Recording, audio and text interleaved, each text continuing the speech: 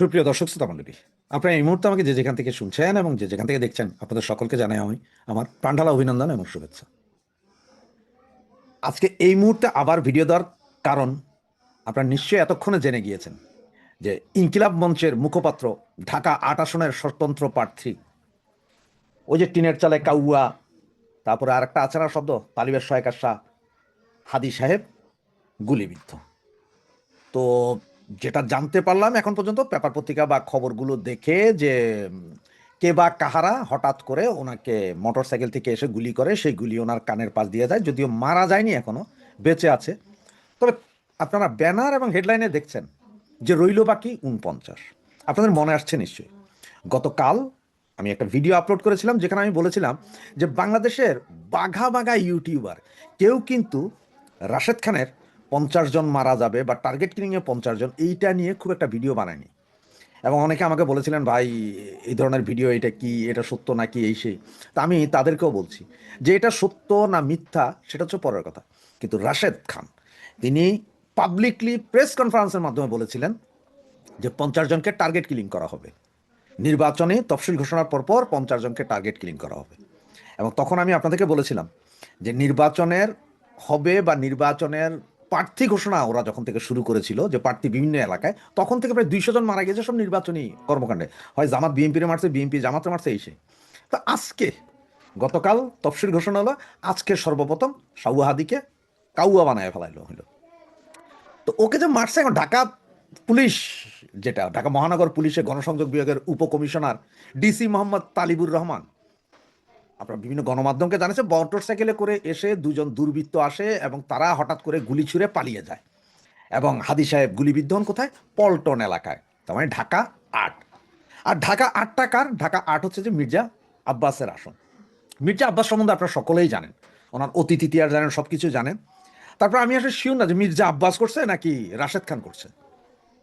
এখন আবার হাদি গ্রুপ বিভিন্নভাবে ফেসবুকে অলরেডি সয়লাভ যে আজকে বিকালের ভিতরে মির্জা আব্বাসের বাড়িঘর জ্বালাই দিবে, ভেঙে দিবে।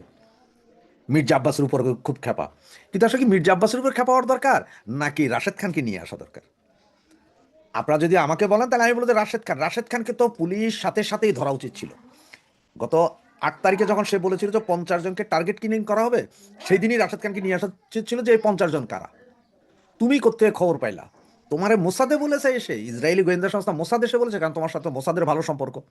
আমার এর আগের বেশ কিছু ভিডিওতে আপনাদের বলেছিলাম যে বাংলাদেশে আমেরিকান গোয়েন্দা সংস্থার লোক আছে, টার্কির গোয়েন্দা সংস্থার লোক আছে, মোসাদের গোয়েন্দা সংস্থার লোক আছে, পাকিস্তানের গোয়েন্দা সংস্থার লোকও আছে। এই 4টা দেশ এবং চায়নার গোয়েন্দা সংস্থার লোকও আছে, ভরপুর এসব লোক। কে কোথায় কখন কাকে টার্গেট কিলিং করবে সেটা রাশেদ খান কিভাবে জানলো? রাশেদ খান কিভাবে স্পেসিফিক্যালি ৫০ জনের কথা বললো? তো ৫০ জনের মধ্যে একজন গুলিবিদ্ধ হয়ে গেল, টার্গেট কিলিং এর শিকার একজন হলো, তার মানে বাকি রইল আরো ৪৯ জন। এই ৪৯ জন কারা কারা? আর এই গুলি করে, এই যে সাউয়াদিকে গুলি করার পরে, ওরে কাউয়া বানানোর পরে, এখন মির্জা আব্বাসের উপরে বাড়িতে হামলা চালাবে বা মির্জা আব্বাসের বাসা বাড়ি ভাঙবে, কি করবে আল্লাহ জানে। কারণ মবের রাজা তো এরা সবাই, বা মবের রাজা এরা না। এই সাউয়াদি কিন্তু একসময় কিন্তু চিল্লায় বলছিল যে ৩২ আমরা ভাঙছি, অমুক আমরা ভাঙছি, এখন থেকে আমরা ভাঙতে হলে পয়সা দিতে হবে, আমরা পয়সা নিয়ে ভাঙবো। এখন এই যে তারা মবের রাজত্ব কায়েম করছিল, আজকে সেই মবের রাজত্বর কায়েমের আরেকটা সুযোগ হলো। আওয়ামী লীগ কিন্তু নির্বাচন করছে, কি বয়কট করছে, যে আমরা নির্বাচনই করবো না। এই নির্বাচন মানে না, তফসিলও মানে না। আওয়ামী লীগ কিন্তু একটাবারও কোথাও বলেন যে আমরা নির্বাচনকে বাধাগ্রস্ত করব। এরপরও এই কাহিনী হচ্ছে, কারণটা কি? আবার এদিকে দেখেন বিএনপি নেতা তারেক, ওনার নিজের কোনো আইডেন্টিটি নাই, উনি ভোটারও হন নাই, উনি বাংলাদেশের নাগরিকও না এই মুহূর্তের জন্য, মানে নির্বাচনী ব্যবস্থায় বা ইয়েতে নাই। আবার তফসিল ঘোষণা হওয়ার পরে কেউ ভোটার হইতে পারবেন না। তো একজন লোক যদি ভোটারই না হন, তিনি সংসদ সদস্য হবেন কিভাবে? একজন লোক যদি ভোটারই না হন, তাহলে তিনি আবার কি হবেন কিভাবে? তিনি আবার প্রধানমন্ত্রী হবেন কিভাবে? এই বিষয়গুলো একটু মিলান। এবং খালেদা জিয়ার শারীরিক অবস্থা আমরা জানি না, নাকি খালেদা জিয়া, নাকি ওসমান হাদিককে আজকে গুলি করার মাধ্যমে আরো ২-১ জন পড়ার মাধ্যমে ১৪ তারিখে ঘোষণা দিবে যে খালেদা জিয়া শহীদ হয়ে গেছেন, কোনটা? সবগুলো মিলান। এই জন্যই আমি ব্যানার এবং হেডলাইনে লিখেছি যে ওসমান হাদি রইল বাকি ৪৯, তার মানে একজন অলরেডি ডান।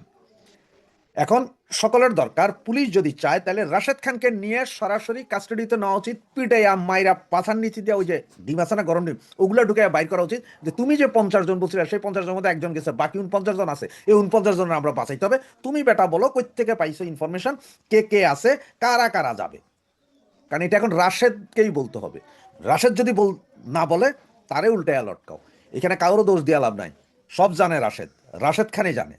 এই জন্যই আমি বলছি যে সাউয়া আদি গুলিবিদ্ধ, রইল বাকি 49। চলেন দেখতে থাকি, আমরা বারবার আসবো, যখনই ঘটনা তখনই আসবো, যখনই ঘটনা তখনই আসবো। জয় বাংলা, জয় বঙ্গবন্ধু।